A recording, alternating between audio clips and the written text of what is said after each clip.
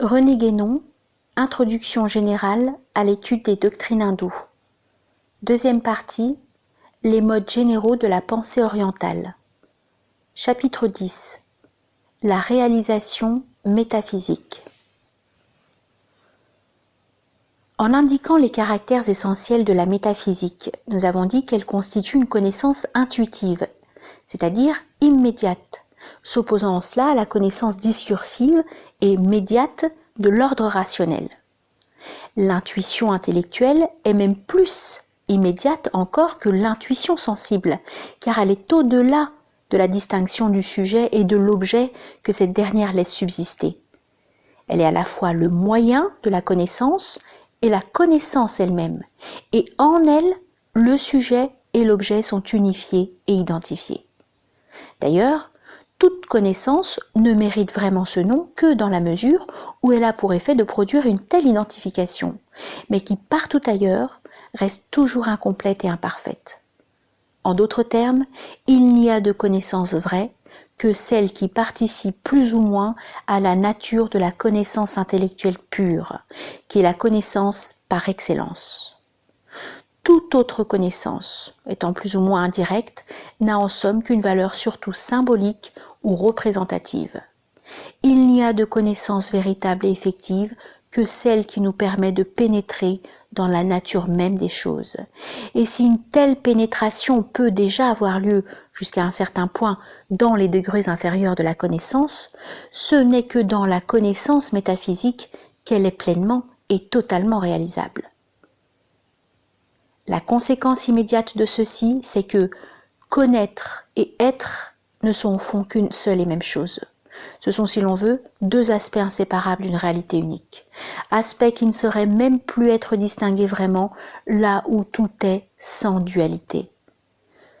Cela suffit à rendre complètement vaines toutes les théories de la connaissance à prétention pseudo-métaphysique qui tiennent une si grande place dans la philosophie occidentale moderne, et qui tendent même parfois, comme chez Kant par exemple, à absorber tout le reste, ou tout au moins à se le subordonner. La seule raison d'être de ce genre de théorie est dans une attitude commune à presque tous les philosophes modernes, et d'ailleurs issue du dualisme cartésien, attitude qui consiste à opposer artificiellement le connaître à l'être, ce qui est la négation de toute métaphysique vraie. Cette philosophie en arrive ainsi à vouloir substituer la théorie de la connaissance à la connaissance elle-même. Et c'est là, de sa part, un véritable aveu d'impuissance. Rien n'est plus caractéristique à cet égard que cette déclaration de Kant. La plus grande et peut-être la seule utilité de toute philosophie de la raison pure est, après tout, exclusivement négative, puisqu'elle est non un instrument pour étendre la connaissance, mais une discipline pour la limiter. Fin de citation. De telles paroles ne reviennent-elles pas tout simplement à dire que l'unique prétention des philosophes doit être d'imposer à tous les bornes étroites de leur propre entendement ? C'est là du reste l'inévitable résultat de l'esprit de système qui est, nous le répétons, anti-métaphysique au plus haut point. La métaphysique affirme l'identité foncière du connaître et de l'être, qui ne peut être mise en doute que par ceux qui ignorent ses principes les plus élémentaires. Et comme cette identité est essentiellement inhérente à la nature même de l'intuition intellectuelle, elle ne l'affirme pas seulement, elle la réalise. Tout au moins, ceci est-il vrai de la métaphysique intégrale.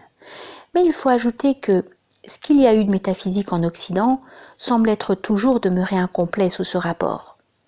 Cependant, Aristote a posé nettement en principe l'identification par la connaissance en déclarant expressément que l'âme est tout ce qu'elle connaît.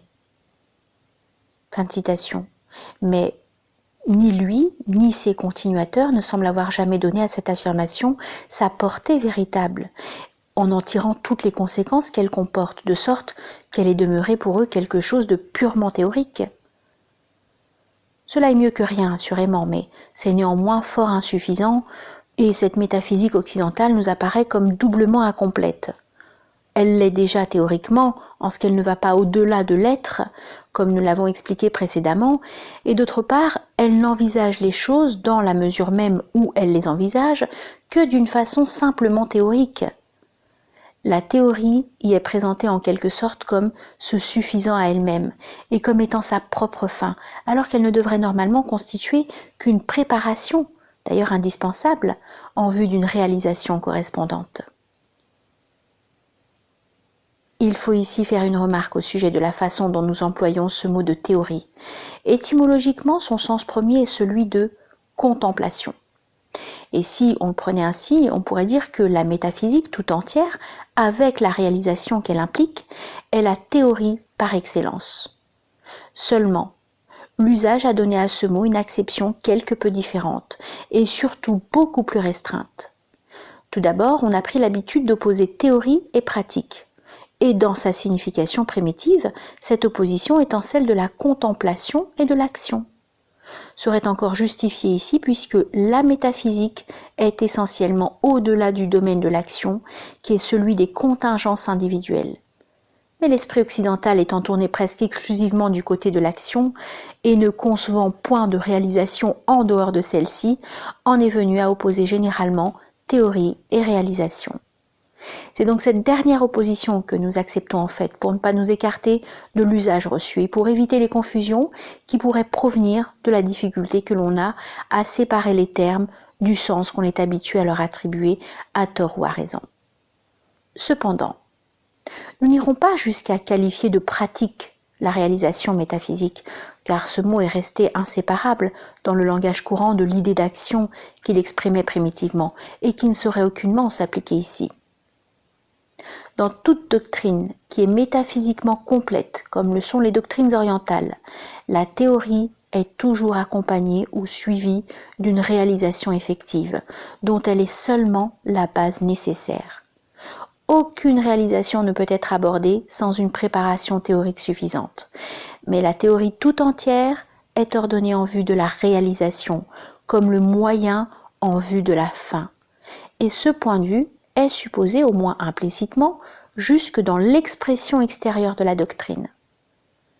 D'autre part, la réalisation effective peut avoir en outre de la préparation théorique et après elle d'autres moyens d'un ordre très différent, mais qui ne sont eux aussi destinés qu'à lui fournir un support ou un point de départ, qui n'ont en somme qu'un rôle d'adjuvant, quelle que soit d'ailleurs leur importance de fait.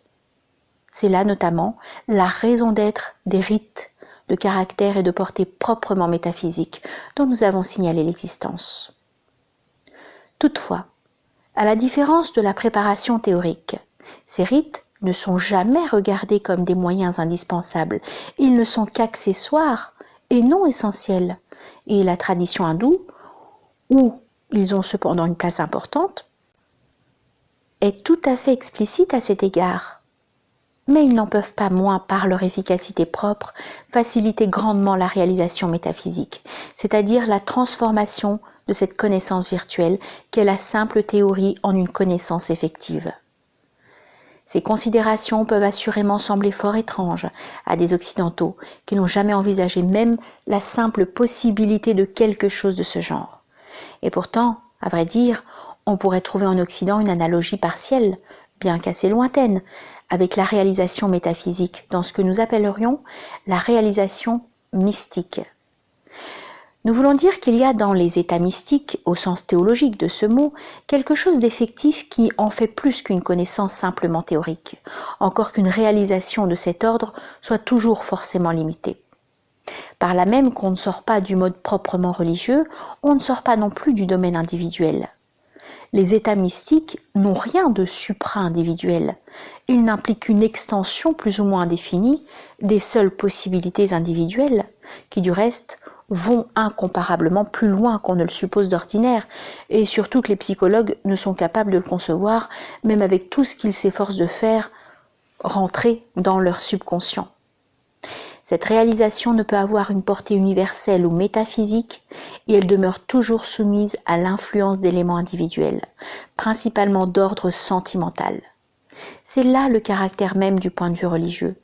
mais encore plus accentuée que partout ailleurs, comme nous l'avons déjà signalé. Et c'est aussi en même temps ce qui donne aux états mystiques l'aspect de passivité qu'on leur connaît assez généralement, sans compter que la confusion des deux ordres intellectuel et sentimental peut y être fréquemment une source d'illusion.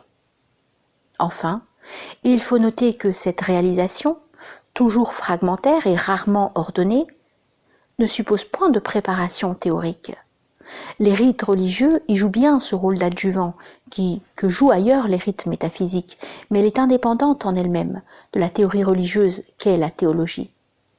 Cela n'empêche pas du reste que les mystiques qui possèdent certaines données théologiques s'évitent bien des erreurs que commettent ceux qui en sont dépourvus, et sont plus capables de contrôler, dans une certaine mesure, leur imagination et leur sentimentalité.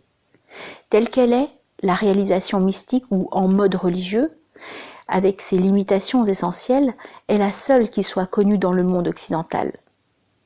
Nous pouvons dire ici encore, comme tout à l'heure, que cela est mieux que rien. Encore que ce soit fort loin de la réalisation métaphysique véritable.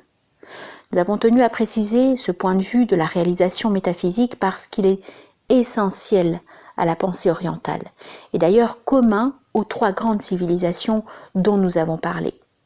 Cependant, nous ne voulons pas y assister outre mesure dans cet exposé, qui doit forcément rester plutôt élémentaire. Nous ne l'envisagerons donc en ce qui concerne spécialement l'Inde, qu'autant qu'il sera strictement inévitable de le faire, car ce point de vue est peut-être encore plus difficile à comprendre que tout autre pour la généralité des Occidentaux. De plus, il faut dire que si la théorie peut toujours être exposée sans réserve, ou du moins sous la seule réserve de ce qui est véritablement inexprimable, il n'en est pas de même de ce qui touche à la réalisation.